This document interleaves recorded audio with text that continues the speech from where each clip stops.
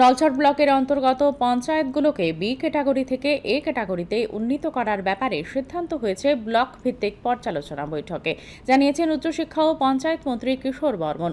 আজ নলছড় ব্লক সভাগৃহে আয়োজিত পর্যালোচনা বৈঠক শেষে তিনি কথা বলেন। বৈঠকে অন্যদের মধ্যে ছিলেন সিপাহীজলা জেলা সভাধিপতি সুপ্রিয়া দাস দত্ত, পঞ্চায়েত অধিকর্তা প্রসূন দে, বিডিও সুরঞ্জিত সরকার, নলছড় ব্লক পঞ্চায়েত সমিতির চেয়ারপারসন, ভাইস চেয়ারপারসন সহ জেলা ও মহকুমার পদস্থ আধিকারিকরা। বৈঠকে গ্রামোন্নয়ন ও পঞ্চায়েত দপ্তরের বিভিন্ন প্রকল্পে নলছড় ব্লক এলাকায় কি উন্নয়ন হয়েছে, কি ধরনের উন্নয়নের প্রয়োজনীয়তা রয়েছে, সব বিষয় নিয়েই পর্যালোচনা হয়।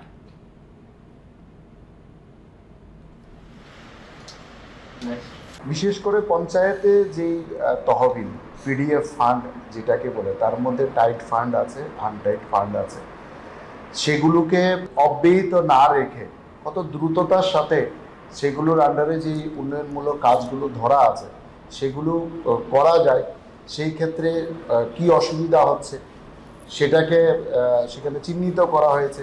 কতদিনের মধ্যে সেটাকে আমরা এই সমস্যাগুলো আমরা দূর করব এবং কতদিন এটা কাট অফ ডেটও সেখানে ঠিক করেছে। আগামী 15ই আগস্টের মধ্যে যারা 50%-এর নিচে আছেন তাদের 50%-এর উপরে পৌঁছানো, যারা 50%-এ আছেন তাদের 80% ছোঁয়া বা 80% অ্যাবাভ নিয়ে যাওয়া, এই ধরনের লক্ষ্যমাত্রা এই বৈঠকের মধ্যে নেওয়া হয়।